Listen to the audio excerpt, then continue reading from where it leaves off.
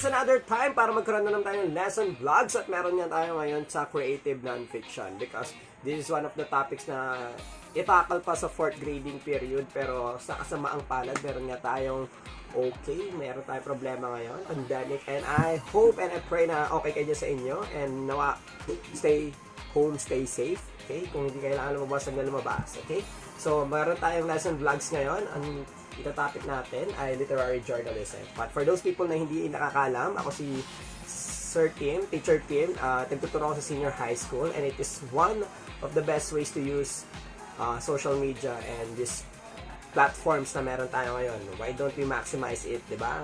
Mga teachers and students to educate ourselves. So, ngayon pag-aaral natin ang literary journalism. What is literary journalism? So, let's go to the root words of it, literature and journalism. So, parang magkaiba silang term or there is an oxymoric ang dating na itong mga terms na to because literature, it refers to, yes, there are literary compilations na nagpapakita ng SHE, significant human experience.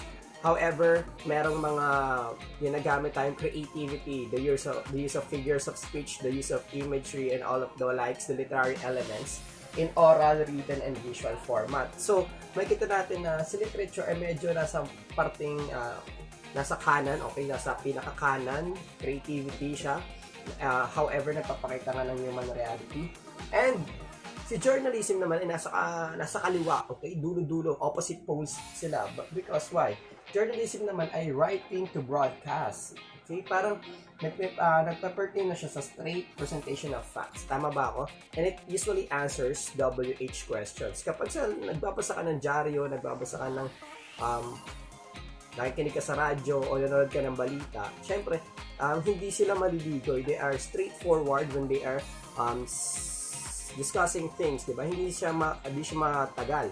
However, si literature, mapapansin nga natin na medyo malikot o creative.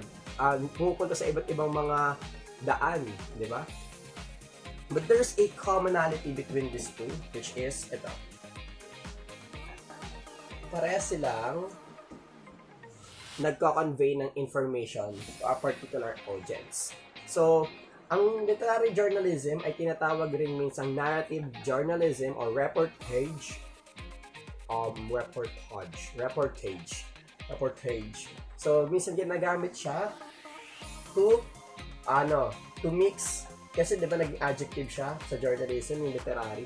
So, somehow yung mga characteristics na meron si literature ay somehow i-integrate natin sa loob ng journalism. In a way na ito si journalism ay magiging vivid ang kanyang mga descriptions, mas mararamdaman nyo ang emotions, mas mararamdaman nyo ang particular experience na nireport dito sa journalism. For example, di ba merong Ampatuan Massacre. So if you would be just knowing the facts of Ampatuan Massacre, parang okay, alam ko maraming namatay na journalist doon, tinambangan sila, nagkaroon ng ambush, so that's all, tapos na. Na-inform lang ako.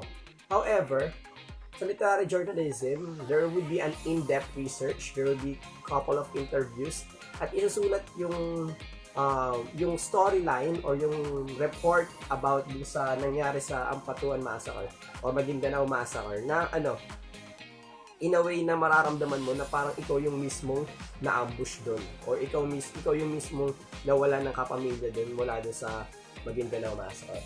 So, again, literary journalism aims to do that kind of purpose or aims to do that particular reason kung bakit nga ba siya na-invento. Base sa mga na-research ko, kailangan bago ka makapagsulat ng isang malupitang literary journalistic article, kailangan ikaw ay first ay naging eyewitness ka mismo ng event na yon. Or ang pangalawa ay nakapag-gather ka rin ng iba't ibang information from different people na naramdaman yung experience na yun. Okay, let me cite an example. Sa Yolanda.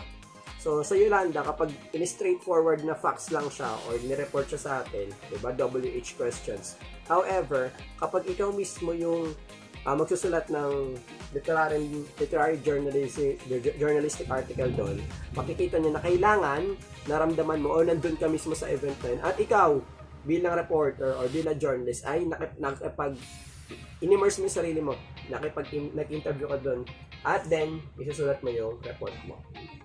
The main purpose kung bakit may literary journalism ay hindi lang basta to inform, but to transform. Nakita nyo, the more na nararamdaman natin yung mga facts, or the more natin nakaka-relate tayo dun sa mga facts, the more na nagkakaroon tayo ng idea how to create a social change. So ito yung pinaka-goal ng literary journalism, for you to be immersed to those facts, and for you to have an idea or to come up with convictions on how to change the world or to create a social change, social justice out of it. Also, mas nakikita mo, nagkakaroon ka ng multi-perspective sa buhay, na hindi ka na naging one-sided or hindi ka lang nagkakaroon ng bias sa isang bagay. Instead of looking everything into black and white, you would be seeing life in a multicolor grade, di ba? Mas makita mo yung buhay sa parang prism, di ba? Nakakita ka na ba ang daming perspective pala ng isang bagay. So, paano nga ba makapagsulat ng literary journalism articles, journalistic articles? Alam nyo na medyo mataas na degree ng pagsusulat to, because it requires good writing, it requires na meron kang communication skills, meron ka rin tinatawag na observation skills, documentation skills, at matagal na yung training mo. It means na bago ka pa makapagsulat nito, you have to go through a lot of experiences. So, paano yun sa good writing? Mataas na level na writing mo because you've mastered both the creative writing and the journalism writing. So, imagine yun, mataas na degree ng pagsusulat yan. You have good communication skills because you would be interviewing people from that place, di ba? Or pupunta ka doon sa isang lugar na yon, you would be knowing the culture, knowing the facts.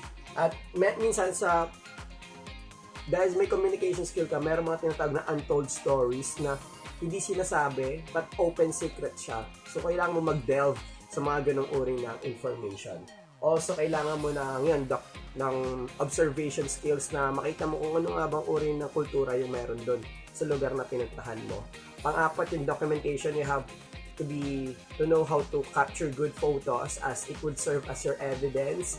You would know how to take videos ng mga mahalaga, to take legal matters or legal documents na available and to get it, to prove your research, hindi lang basta diba? Para yung mga sinite mo talaga ay talagang legit.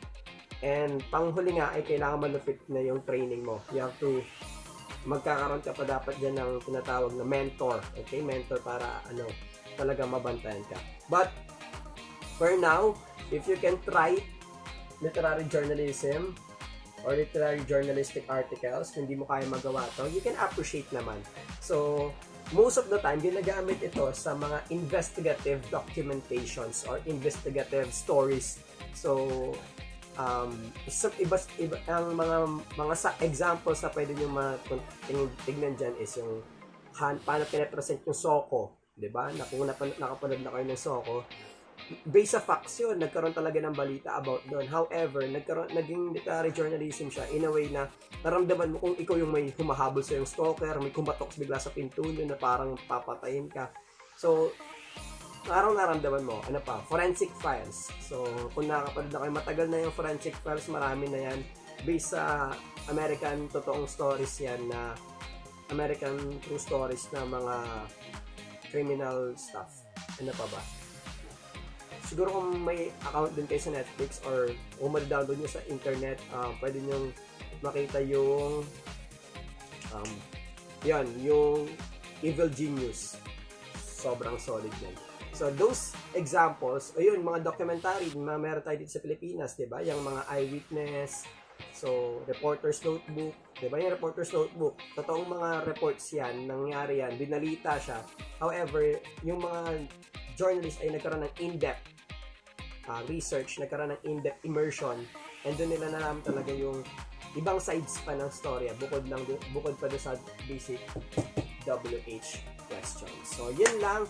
I hope you've learned something today about literary journalism. This is just a crash course at na-gets nyo siya. Okay?